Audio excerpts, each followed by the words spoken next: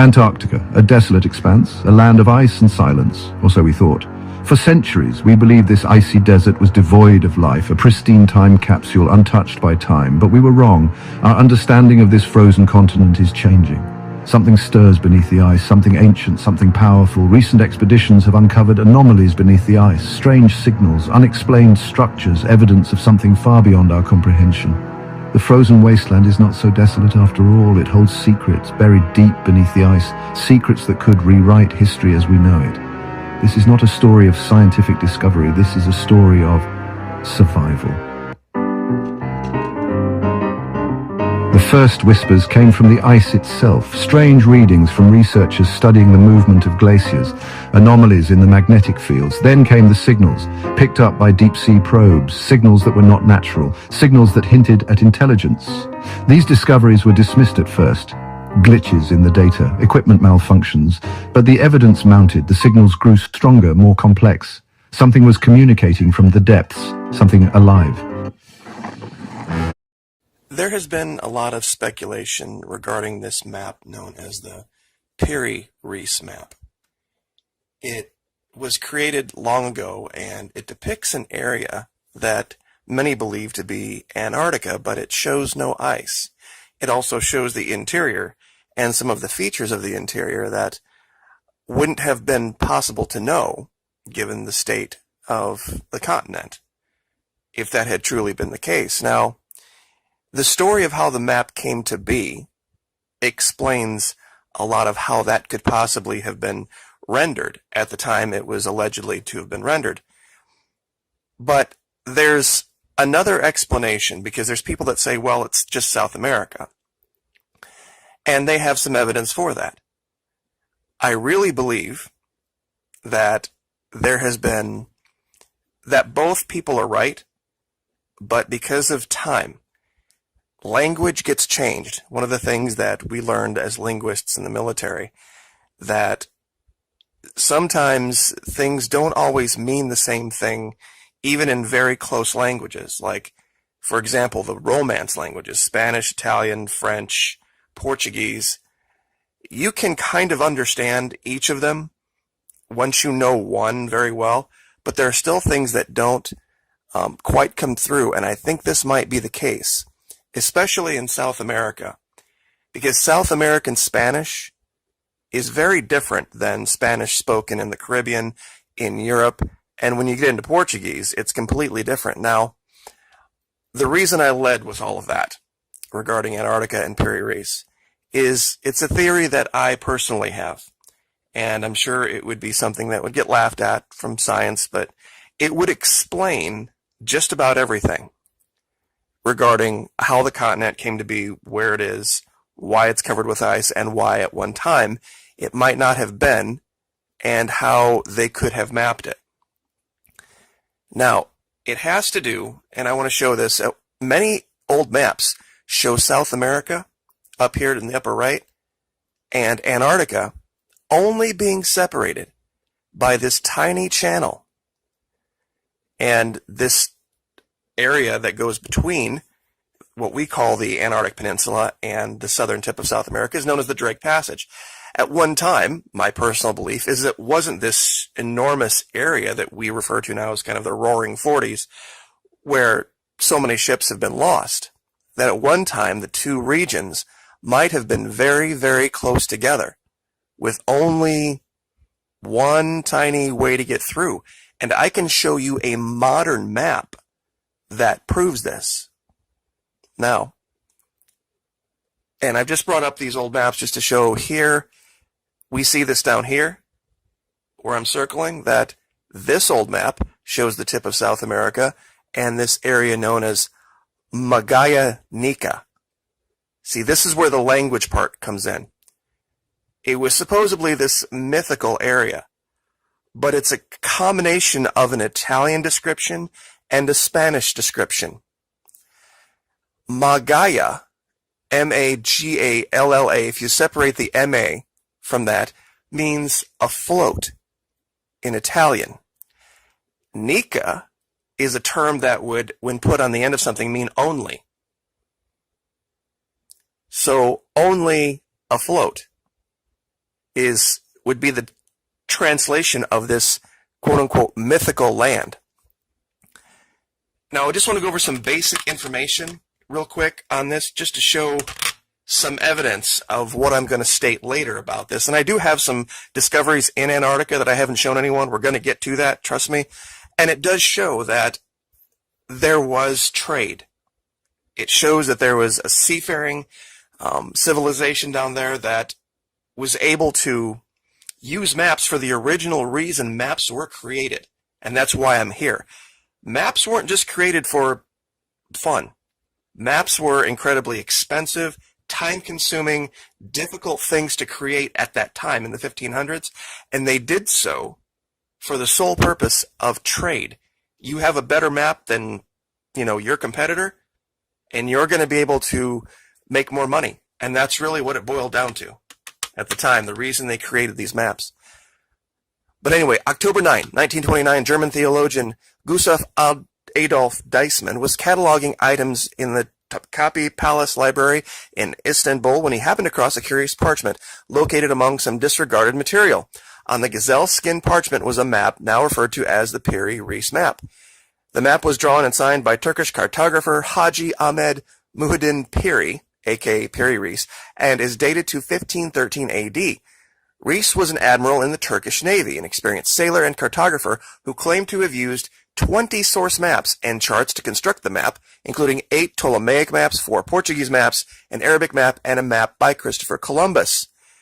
Now, it talks here about how that it depicts Antarctica, but it couldn't possibly have been the case. And there's, people that said, well, look at some of these features, they match up to South America. So clearly he was only talking about areas in South America. Now here, and this is the only reason I'm including this in the part that I'm speaking, is that it's kind of important. The Greeks were able to create cylindrical maps based on their knowledge of a spherical Earth. The Greeks knew this thousands of years ago through mercatorial projection, which was not used by Europeans until later in the 16th century. And were also able to use astronomy and geometry to calculate latitude and longitude. Though absolute accuracy was not possible until the invention of the chronometer in 1760, while these two feats, amazing as they are, could not be explained by use of Greek source maps and charts from the age of Alexander, nothing could explain the inclusion of, and here's the thing, Antarctica. They wouldn't have called it Antarctica at the time. They would have given it another name. And that's why I think this is this land known as Maquis Nika. Now, in this supposed place called Maquis Nika, there was this bird that they referred to as furafue, and it was said to be a very large bird, as big as a hut, but instead of feathers, it had scales. Now, what would you initially think if you saw something flying around big as a house, covered in scales? We would, of course, classically call that a dragon, wouldn't we? You see, and that's the point I wanted to get to. Now, without any further delay, let me show you that evidence. And it comes from, we've used this map before. Now, this is a detailed, high-resolution map. I want to show you a part of the Antarctic Peninsula right here. Do you see where this spine of mountains is broken? Right here? And there is this enormous passageway through them. You see, this is what I think the original Drake Passage was. Now, you would ask, well, wait a minute, how do you explain that giant space in between the tip of the Antarctic Peninsula and South America? Well, I personally believe, honestly, and this is Google Earth Pro, where we've been so many times. Do you see how the Patagonian ice fields up here, how they curve to the right? And do you see how this peninsula curves in the same direction? And what do we see on the ocean floor? It looks like somebody took a giant, basically fist, and bashed open these two areas, and you can even see where it pushed up the land here.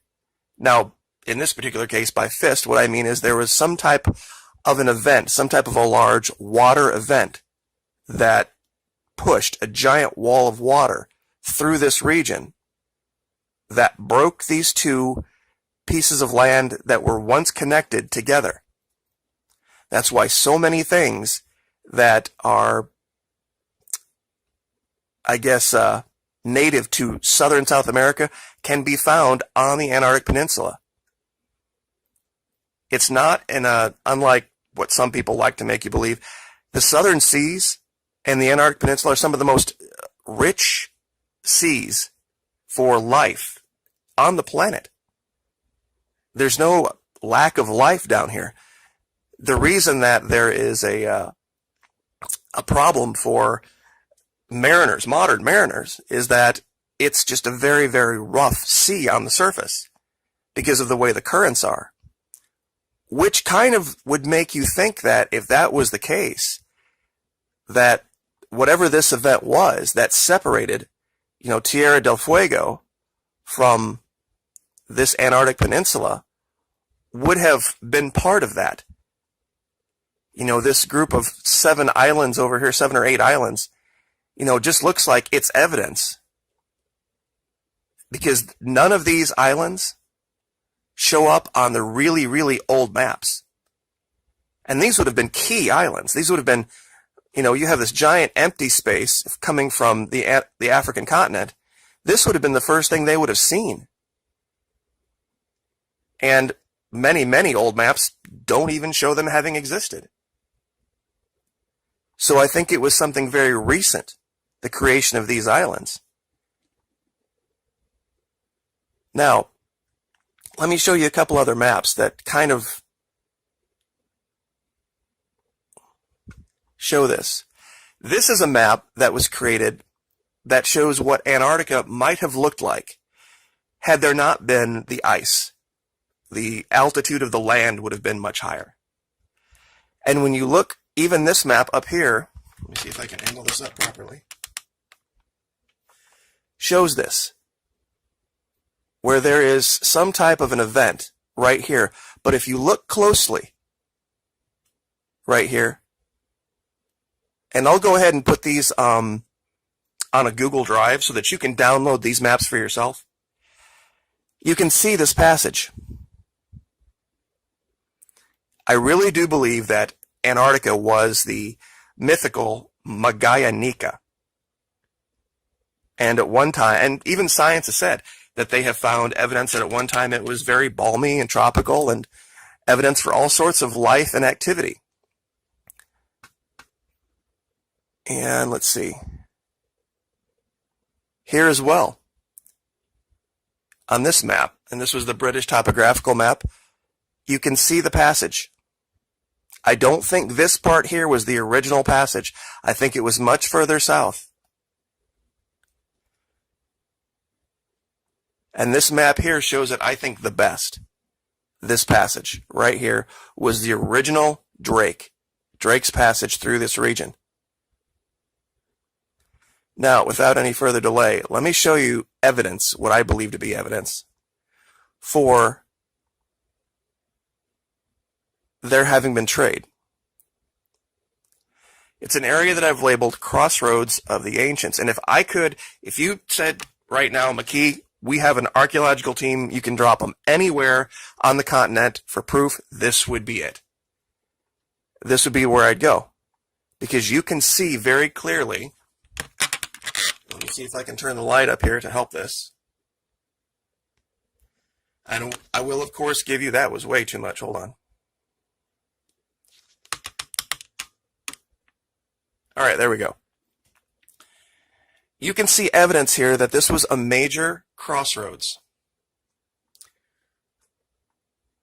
If you follow this off into the distance, there is a giant road that comes in here right to left across your screen. And then right at the base of this mountain, there's another road, and they meet at 90 degrees. And when you look at this on Google Earth Pro, you will see that this was a major constructed highway that heads off miles into the distance. And there's secondary feeder roads as well to it. The shadow on this is a little bit difficult But if this were some major crossroads of trade, there would be evidence littered everywhere here, and it would only take some basic archaeological digging to find this. There's another crossroads here, not very far away. And only, like in the last 24 hours, I found a secondary one as well. And it was just right down the road here, pardon the pun. And you can see it in the snow. These 90-degree angles, which would make sense to a logical mind. And I've shown areas like ancient Manhattan and all sorts of other areas that show evidence of cities, of roads, of buildings. While it's not as, I guess, exciting as dragons and cyclops and all this kind of stuff, this will be how they find the evidence of lost civilizations. And real close in here, I know it's kind of hard for you to see, and I wish I had the wherewithal to buy everybody a 24-inch high-definition touchscreen computer so that they could see this. But right here, this is very clearly something that has been carved out. It's a box, it's perfectly rectangular, and it's right near this.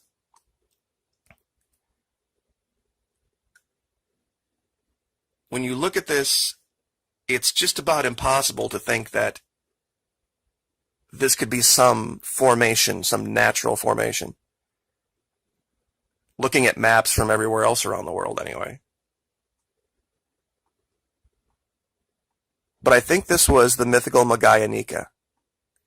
And I do honestly believe that the Antarctic Peninsula, what we know to be, was connected. Absolutely part of southern South America.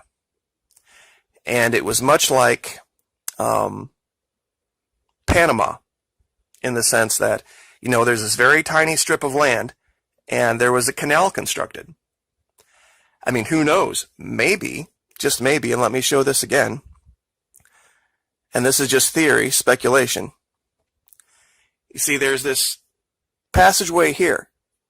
Well, what if somebody got the bright idea, there we go, at one time in the past, that they wanted to construct another canal, but didn't realize, perhaps, maybe, that there was a major altitude difference in the Pacific Ocean and the Atlantic Ocean. And let me see if I can zoom out on this and see if I can show this so that you can see it. 1 second.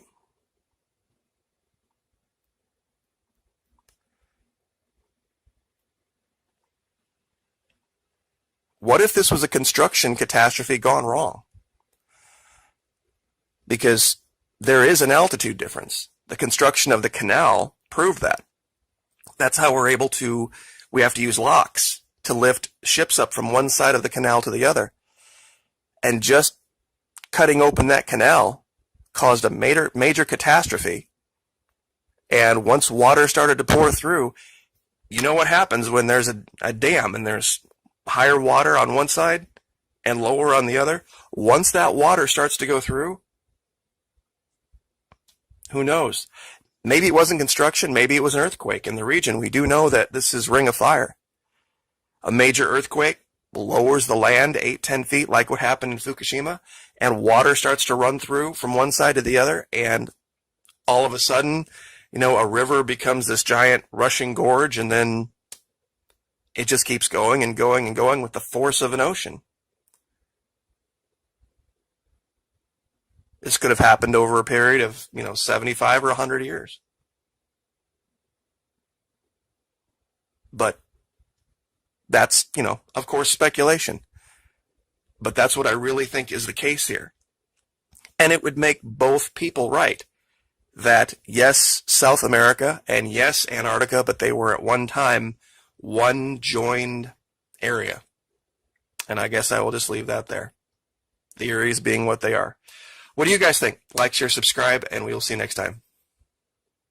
I'm sure you've heard the news. Ancient Antarctica is like a time capsule waiting to be unlocked.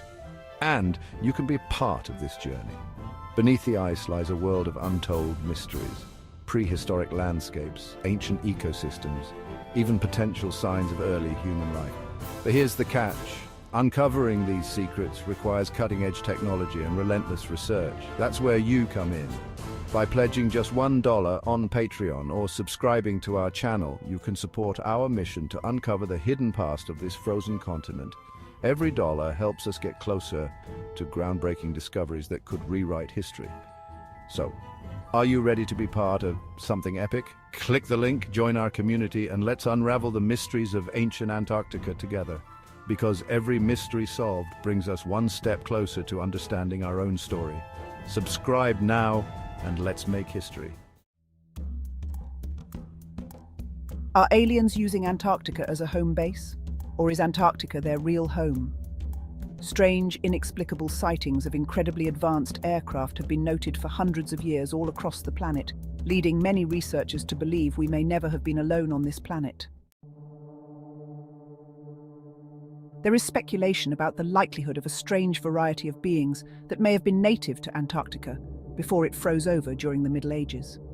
Some even suggest that Egyptian pharaohs and world rulers may have regularly conducted trade with a far-off yet unknown mysterious culture. This culture is now forced to abandon the surface, living reclusive lives deep beneath the frozen ice sheet that now makes the surface of their once fertile homeworld a desolate wasteland. Helping support further research into Antarctica is critical for the future of humanity and requires support from viewers at either Patreon or any of the links in the description box below. What might be found at the South Pole could change life as we know it on Earth forever.